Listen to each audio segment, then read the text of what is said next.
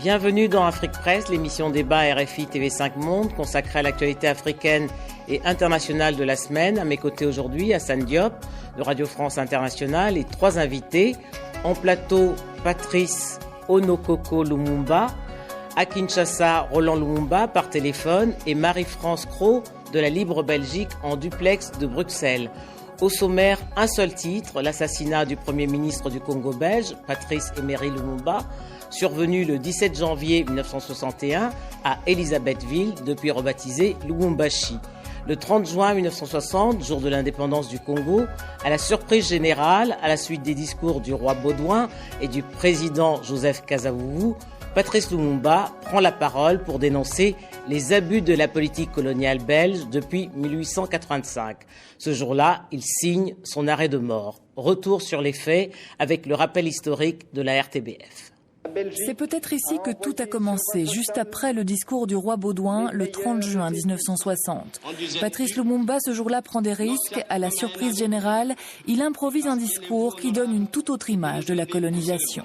Nous avons connu les ironies, les insultes, les coups que nous devions subir matin, midi et soir, parce que nous étions des nerfs. Des mots forts, insultants pour certains.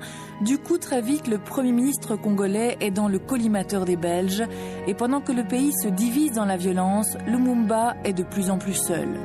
Les propos du ministre belge aux affaires africaines de l'époque ne laissent d'ailleurs planer aucun doute sur le sort qui attend l'ancien leader indépendantiste. L'objectif principal à poursuivre dans l'intérêt du Congo, du Katanga et de la Belgique est évidemment l'élimination définitive de Lumumba. L'homme est alors traqué, puis arrêté, image forte d'un ancien Premier ministre maltraité sous le regard du colonel Mobutu. Les heures de Lumumba sont comptées, ce n'est pas un secret, mais personne n'intervient. Le 17 janvier 61, Patrice Lumumba et deux de ses partisans sont envoyés au Katanga.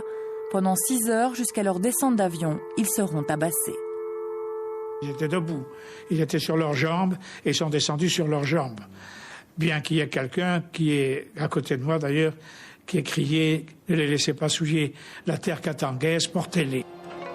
La fin de l'histoire, elle, est des plus sinistres. Patrice Lumumba est exécuté.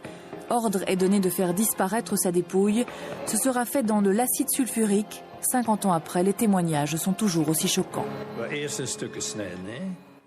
Il fallait d'abord découper les corps à la scie.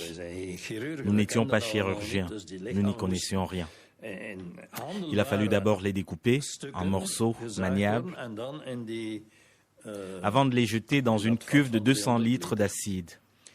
Et le reste, nous y avons mis le feu. Lorsque la nouvelle de l'assassinat de Lumumba se répand, des manifestations éclatent un peu partout devant les ambassades belges notamment. Aujourd'hui encore, près de 50 ans après sa mort.